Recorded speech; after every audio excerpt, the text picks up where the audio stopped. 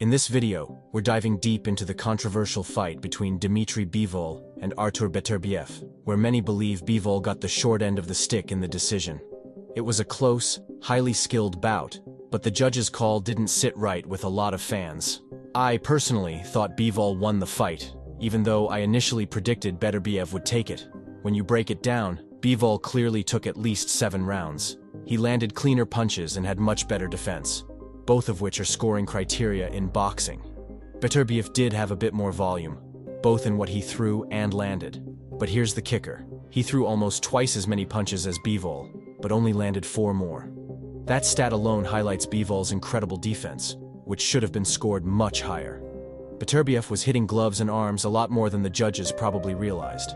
They may have mistaken those shots for clean punches. Sure, Beterbiev had more aggression and ring generalship, but that shouldn't outweigh Bivol's cleaner shots and superior defense. Let's talk stats. Beterbiev threw 1,023 total punches, while Bivol threw 582, basically half. Yet, Beterbiev only landed 218 punches to Bivol's 213. Bivol essentially blocked or made Beterbiev miss over 800 punches. That kind of defensive performance should have been enough to give Bivol the win. He not only defended well, but also landed the more impactful shots. And in boxing, defense is part of the scoring, unlike in MMA, where effective striking takes priority before you move on to aggression and octagon control. In boxing, everything is lumped together: clean punches, defense, aggression, and ring generalship. It's vague, and that's why different judges can score the fight differently. One judge might prioritize clean punches and give the fight to Bivol. Another might focus on aggression and ring generalship, giving the fight to Beterbiev.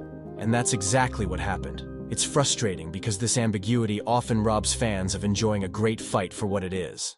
A clear example is Canelo versus GGG, where many thought GGG won the first fight, but the scoring was heavily lopsided for Canelo. The same thing happened here with Bivol and Beterbiev. A lot of fans had Bivol winning, or at worst, a draw.